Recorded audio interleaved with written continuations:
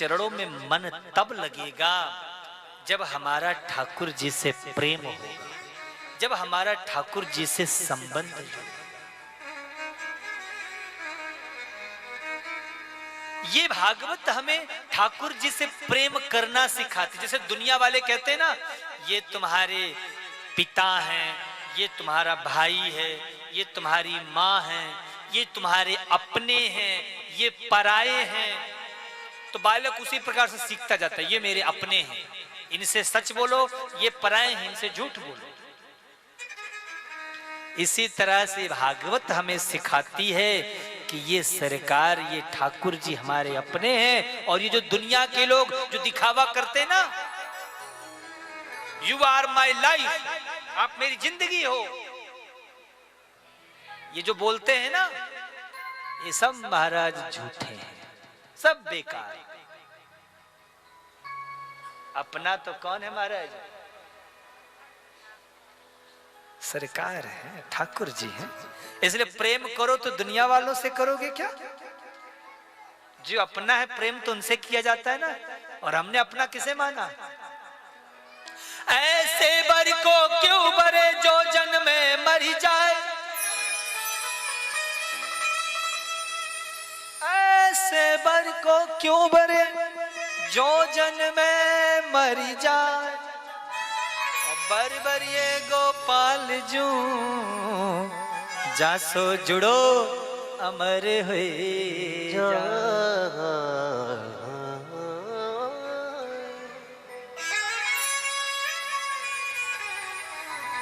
जब हम संसार के लोगों से प्रेम करते हैं तो महाराज यह केवल यहीं तक रहता है, पर जब हम परमात्मा से संबंध जोड़ लेते हैं तो मरने के बाद भी यह संबंध बना रहता है। इसलिए ठाकुर जी से प्रेम करो, और ठाकुर जी से प्रेम करोगे और कथा सुनोगे तो फिर कथा सुनने का फायदा क्या मिलेगा? फिर यहां पे से, यहां से फिर आगे कहा? वैकुंठ प्रिय दर्शनम, वैकुंठ की प्राप्ति होगी। इसलिए खूब आनंद के साथ ठाकुर जी से संबंध जोड़ो, ठाकुर जी से प्रेम करो, और कथा सुन करके सब लोग अपना महाराज बुरिया बिस्तर समेट करके और कहां चलेंगे? वैकुंठ। इसलिए कथा स्वयं तो सुनो ही, और अकेले अकेले मत सुनना, अपने अड़ोसी पड़ोसियों को भी पकड़ पकड़ करके लाओ।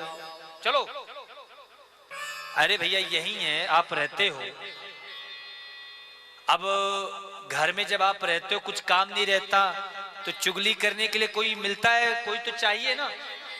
तो पड़ोसियों को ढूंढेंगे, अरे फलाने घर में ऐसा हो, ढिकाने घर में ऐसा हुआ। अगर आपने अकेले भागे सुनिए, आप अकेले अकेले जाओगे वैकुंठ, वहां फिर कौन मिलेगा आपके टाइम पास के लिए, बातचीत करने के लिए? तो अपने पड़ोसियों का भी कल्याण करो, उन्हें भी बताओ, चलो सत्यनारायण मंदिर में कथा हो रही, तुम भी कथा सुनो, तो उन्हें भी सबको साथ में लेकर के चलो वैकुंठ, वो भी रहेंगे। तो इस प्रकार से महाराज जब हम कथा सुनते हैं तो जीवन का कल्याण होता है। काल ब्याल मुखग्रासा त्रास निर्णास हेतवे, हम सभी काल रूपी ब्याल के मुख के ग्रास बने हुए हैं। बुद्धिमान व्यक्ति वही है जो समय के पहले समझ जाए और ठाकुर जी से संबंध जोड़। 7 दिन की परंपरा कैसे चली महाराज? तो व्यास जी ने वर्णन किया, बोले सनकादिक मुनियों ने नारद जी को कथा सुनाई भागवत की। जब नारद जी ने कथा सुनी, भक्ति ज्ञान वैराग्य के, भक्ति माता के कष्ट की निवृत्ति की, ज्ञान वैराग्य बुढ़ापे को दूर किया। नारद जी ने कहा, महाराज अहम तो पृथ्वीम या तो ज्ञात्वा सर्वोत्तमामिति पुष्करम च प्रयागम च काशी गोदावरीम तथा। मैं पृथ्वी पर आया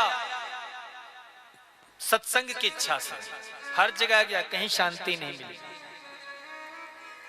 मैंने देखा संसार के सभी लोगों का प्रेम बनावटी हो गया है। संतों के आश्रमों में गया, वहां भी शांति नहीं मिली।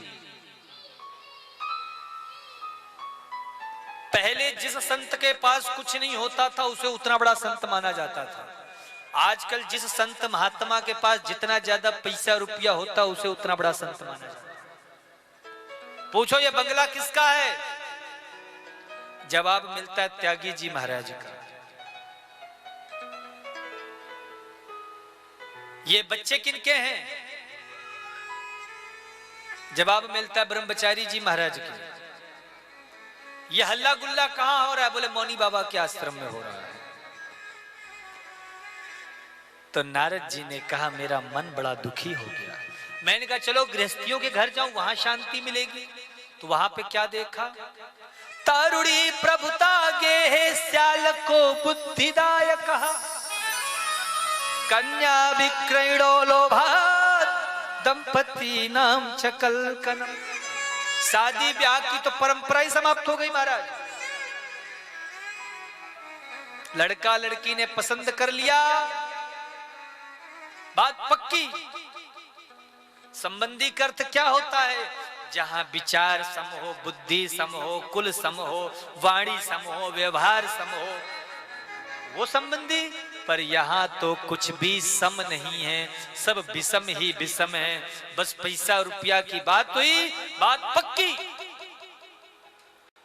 अब बताओ ऐसे जीवन में जहां संबंध जुड़ेगा वहां क्या खुशियां आएंगी?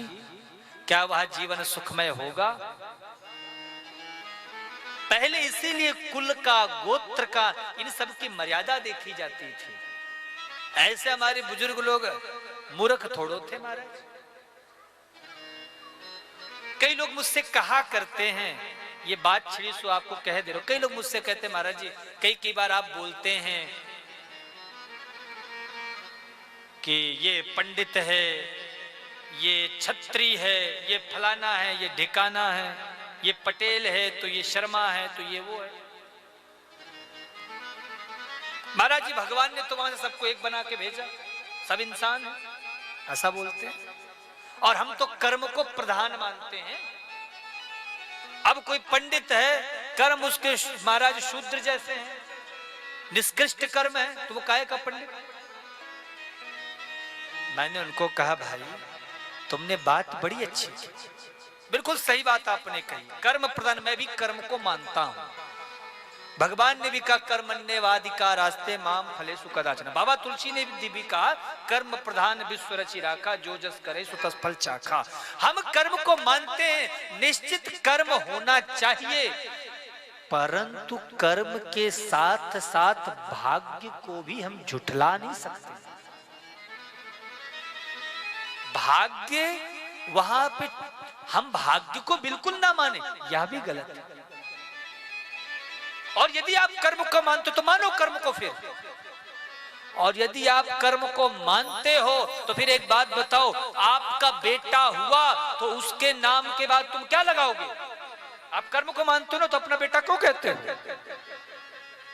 हमारा जहां बालक होगा तुरंत हम लिख देते फलाना अग्रवाल, फलाना शर्मा, फलाना पांडे। लगाया कि नहीं लगाया? तो तुमने फिर अपना अधिकार क्यों जताया? कर्म को मानो, हटाओ। पर यह सिद्ध करने के लिए कि नहीं यह मेरा पुत्र, हम तुरंत अपनी बात को रख देते हैं। तो मेरी माताओं, मैं यह कहना चाहता हूं आपसे, कर्म है पर कर्म के साथ साथ भाग्य का भी बराबर का अधिकार है। एक कथा अच्छा मैं आपको सुनाता हूं, उससे आप समझ जाओगे। एक बार शिव और पार्वती बैठे हुए थे। कथा प्रसिद्ध, आप सब सुने, बहुत छोटी सी कथा है, ज्यादा समय आप काम नहीं लेंगे, संक्षिप्त में आपको पूरी कथा सुन आप समझ जाना। जब शिव और पार्वती बैठे हुए थे तो यह प्रश्न उठा कि जो भी इस पूरे ब्रह्मांड की परिक्रमा लगा लेगा वही इन दोनों में अग्रगण्य माना जाएगा। अभी गणेश उत्सव निकला है ना, आप सबने कथा पढ़ी होगी, सुनी होगी। तो कार्तिकेय महाराज मोर पे बैठ के निकल गए, पर गणेश जी ने अपना दिमाग लगाया, दौड़ाया, सोचा हमारी सवारी चूहा, इससे हम कितना दूर तक भागेंगे। तो वही भोले बाबा को बिठाया, उन्हीं की परिक्रमा लगाई और कहा मैंने कर लिया परिक्रमा, वो भी एक नहीं 3-3 बार।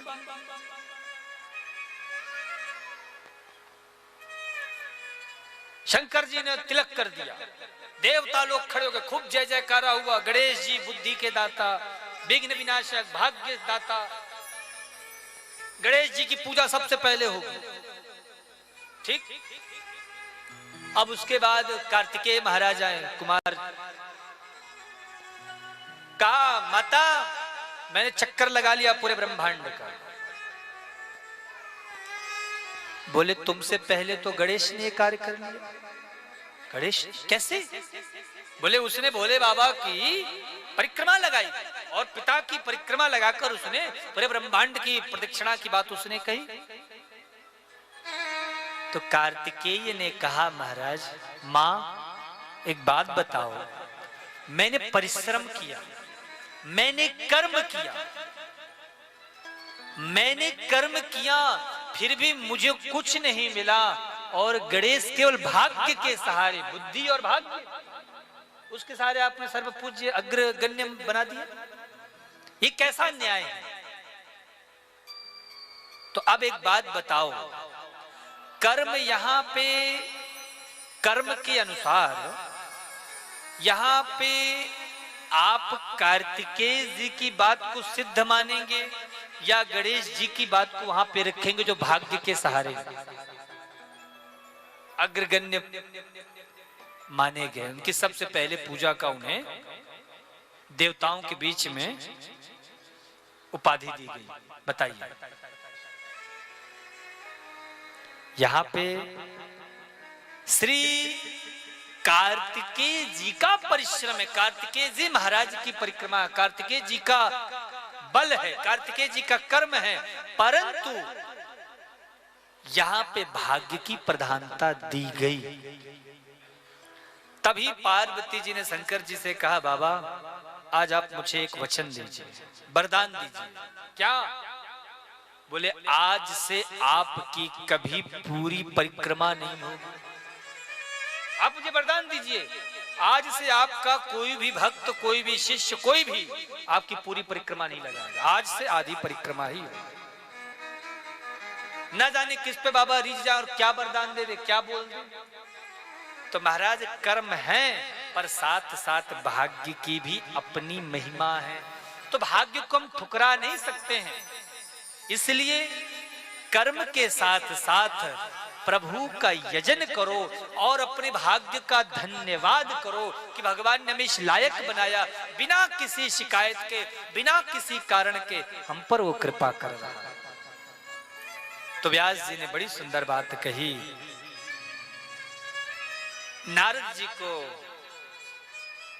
भक्ति ज्ञान वैराग का बुढ़ापा दूर करते हुए और प्रेम से सनकादिक मुनियों के मध्य उपस्थित हुए। सनकादिक मुनि ने भागवत सुनाई और उस भागवत को सुन करके भक्ति ज्ञान वैराग का बुढ़ापा और कष्ट दूर हुआ। नारद जी ने धुंधकारी मोक्ष की कथा सुनाई नारद जी को सनकादिक मुनियों ने। या धुंधकारी की कथा किसी और की नहीं, हमारी और आप ही की कथा है। यह आत्मदेव जो शरीर है, जो धुंधली रूपी बुद्धि के अधीन रहता है, और महाराज इस बुद्धि के चक्कर में पड़ करके और वह परमात्मा से दूर हो जाता है। पर जब वह संत का सानिध्य मिला तो संत का प्रशासक स्वरूप फल वह गोकर्ण महाराज उपस्थित हो गए और उन्होंने भागवत की ऐसी अविरल धारा बताई कि जो पाप का पुंज था धुंधकारी, उसका महाराज जीवन भर की भयंकर प्रेत योनि से मुक्ति मिल जाती।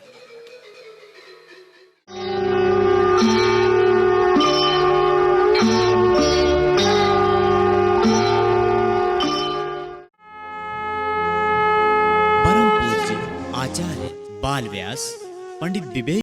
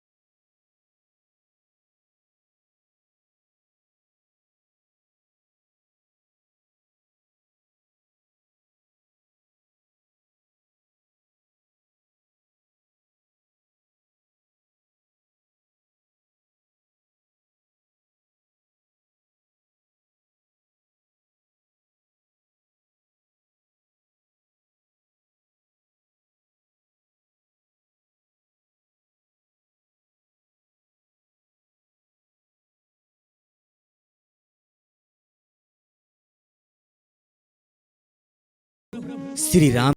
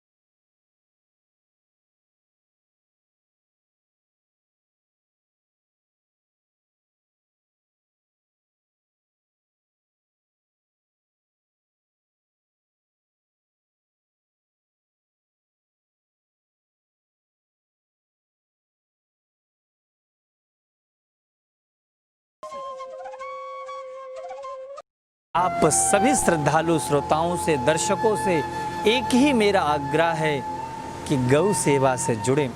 जिस घर में गौ सेवा होती है, निश्चित आप सत्य मानो देवता पितर सब उन पर कृपा करते हैं और वह घर हमेशा प्रसन्न रहता है। जो प्रकृति से भी कुछ नहीं लेती, आज हर मनुष्य उस गाय के साथ खिलवाड़ कर रहा है। इसलिए मेरे सभी दर्शकों से ये प्रार्थना है कि गौ सेवा अवश्य करें। मेरा एक छोटा सा मात्र एक यही प्रयास है कि एक भी गाय की मृत्यु एक्सीडेंट से, बीमारी से ना हो। आज गौ माताएं दर दर भटक रही हैं। आप किसी भी जगह चले जाओ, कोई ना कोई रास्ते में आपको गाय मिल जाएगी। जो भटक रही है छोड़ देते हैं लोग। आप लोग देख रहे होंगे टीवी स्क्रीन पर, यह दिव्य गौ सेवा धाम अस्पताल बनने के लिए सज्ज है, परंतु धन के बिना इतना बड़ा लक्ष्य प्राप्त करना संभव नहीं है। इसलिए आप सभी लोग जिसकी जैसी शक्ति हो, श्रद्धा हो, समर्पण हो, उस भाव से जुड़ते हुए, सहयोग करते हुए अपने पूर्वजों के नाम से, परिवार के बच्चों के नाम से जो भी आप बनवाना चाहें, यह गौ सेवा धाम हॉस्पिटल आपके दान की अपेक्षा करते हुए प्रयास कर रहा है कि आप लोग आएं, आगे बढ़ें और इस गौ सेवा धाम हॉस्पिटल में सहयोग करें। यह चित्रकूट की पावन धरा में निर्मित हो रहा है, इसलिए हम सबको आगे बढ़ कर के और सहयोग करना चाहिए।